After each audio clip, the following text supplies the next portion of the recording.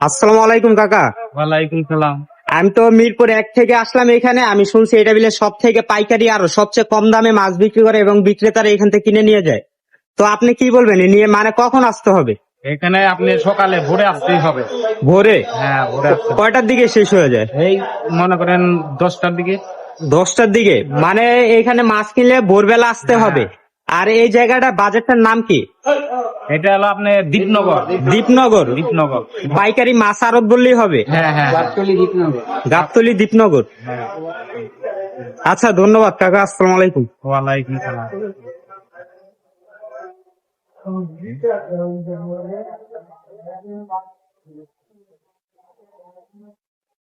Viewers, এই দীপনগর মাছ আড়তে যারা পাইকারি মাছ কিনতে আসবেন অবশ্যই ভোরবেলা আসবেন। কারণ দেখেন, আমি কিন্তু ঘুম থেকে উঠে দেখি 10টা বাজে, তো আস্তে আস্তে 11টা বেজে গেছে, যার ফলে কোনো মাছ নেই। তারা 6টা বাজে বসে, মানে 6টার দিকে আর কি তাদের মাছ মুছ শেষ হয়ে যায়, তারা সারা রাত বসে মাছ বিক্রি করে।